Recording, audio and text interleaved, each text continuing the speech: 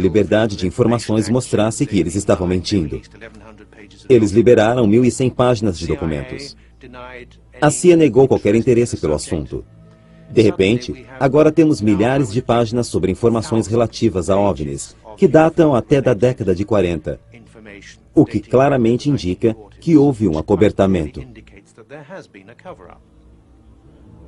Certamente o Centro para Estudos de OVNIs, uma entidade privada, acha que existe validade para esse trabalho. Mais de 100 mil casos estão arquivados aqui. Em mais de 20 anos de trabalho nessa área, estou convencido de que há um fenômeno misterioso ocorrendo, que está sendo negligenciado pela ciência, não pelo público, mas pela ciência. E é em detrimento da ciência que ele está sendo negligenciado.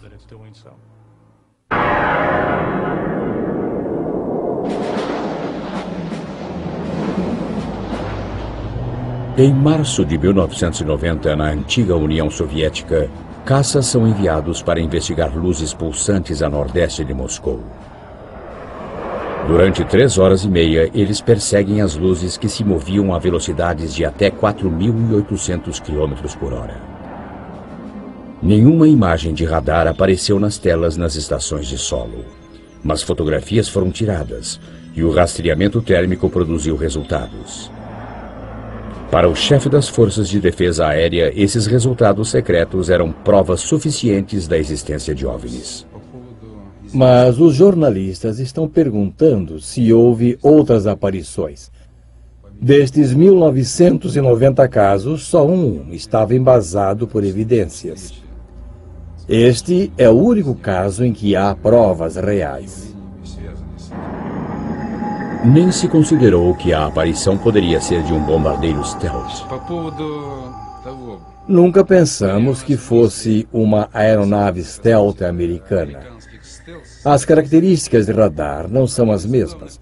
O stealth se comporta como um avião em termos de velocidade e maniabilidade. Os OVNIs são muito diferentes. A regra que não está escrita: não dispare em OVNIs. No que se refere às instruções oficiais, nós, da Defesa Aérea, temos certas regras que não estão escritas, que significam que não devemos disparar em OVNIs. A partir de 1977, um estudo oficial do Ministério Soviético de Defesa tem coletado centenas de relatos de OVNIs, alegadamente para adquirir tecnologia extraterrestre para uso militar.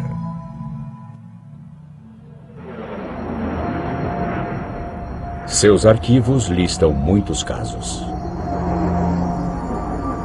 Em um caso, um piloto relatou ter visto uma luz se aproximando quando, de repente, sua aeronave começou a descer rapidamente. Apesar de ter aterrissado em segurança, houve danos na asa esquerda.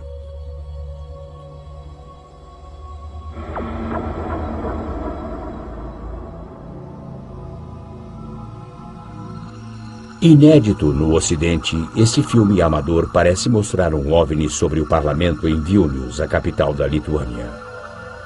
A aeronave paira sem produzir ruído e aparentemente aterrissa.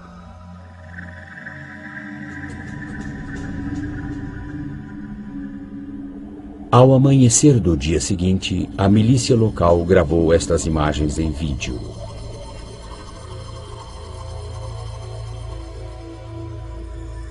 Aumentada, a aparência do visitante noturno é esta. Ele se move diferente de um helicóptero ou avião normais.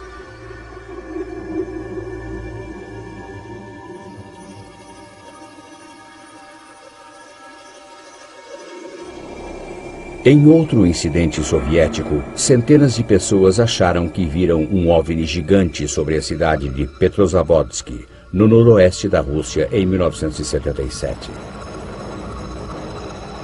Mas estudos estabeleceram que era o propulsor de um satélite lançado secretamente. Ainda na Academia de Ciência Soviética, tais fenômenos são considerados dignos de uma investigação séria.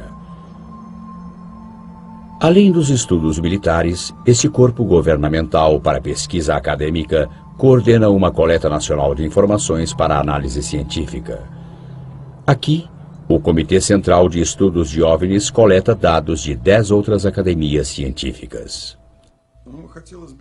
Eu gostaria de dizer algumas palavras sobre nossos métodos. Para algumas aparições, realizamos investigações de campo. Uma aparição aqui resultou em 12 anos de pesquisas.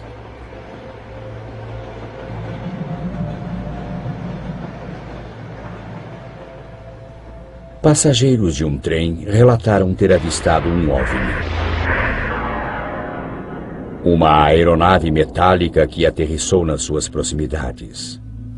O biólogo Yuri Zmiakov acredita que houve mudanças permanentes no cenário. Acreditamos que este pode ter sido um local de aterrissagem. Esse é um lugar muito interessante, porque tem campos magnéticos muito fortes. Seus experimentos descobrem que criaturas vivas estiveram neste local. Essas descobertas são consistentes com os estudos de outros lugares onde OVNIs aterrissaram, onde o solo aparentemente parece não ter mais vida, nem mesmo micróbios. O mais intrigante de tudo é que amostras de terra tiradas dos locais de aterrissagem contêm minúsculas esferas. Seu trabalho o levou a concluir que essas esferas eram de origem extraterrestre, contendo DNA, a semente da própria vida. Nos Estados Unidos, testes dessas amostras foram divididos. Os resultados indicam que as esferas são de origem desconhecida ou partes comuns de sistemas de filtragem de água do solo. Ainda assim, alguns pesquisadores russos acreditam que microtecnologia extraterrestre está sendo colocada aqui por gatunos interplanetários. Dado o interesse mundial, os pesquisadores têm tentado classificar relatos de aparições de OVNIs e encontros com extraterrestres. Quando um objeto voador não identificado é visto, mas nada mais, ele é rotulado de contato imediato do primeiro grau. Quando deixam rastros, ele se torna do segundo grau.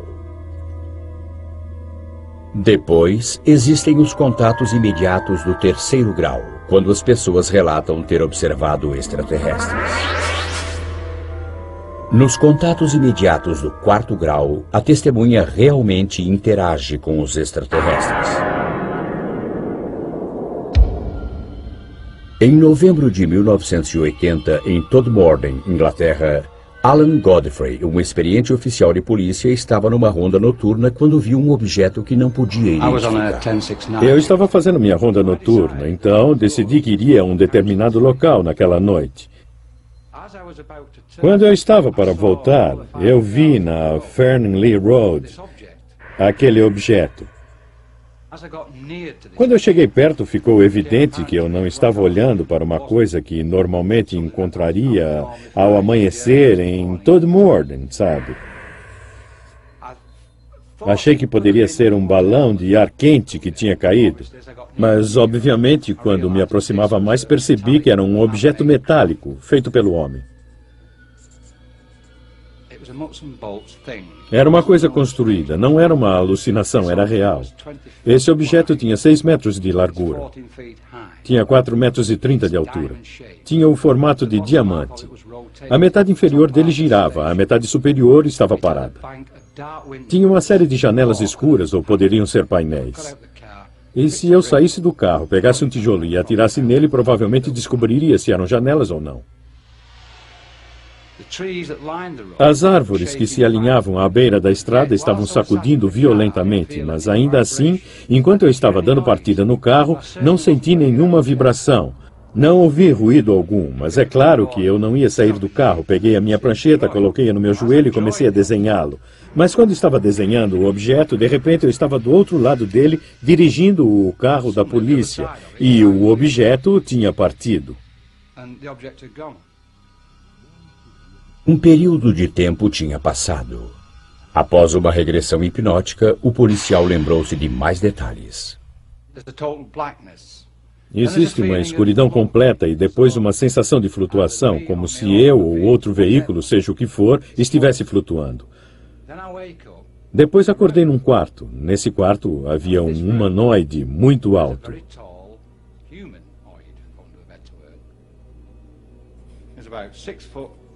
Ele tinha entre 1,83 m a 2 metros, muito alto, magro, de barba. Ele vestia uma touca cirúrgica e estava com seu avental branco. O que aconteceu depois foi que pediram para eu subir nessa cama. Ele me fez perguntas e eu não sei como as fez, porque a sua boca não se movia. Ele não estava falando. Ele queria que eu subisse na cama. Obviamente, fosse quem fosse, ele tinha uma espécie de influência nos meus pensamentos. Ainda assim, me senti à vontade com ele. Me senti confortável com ele. Tive a impressão de já conhecê-lo antes. Eu não sentia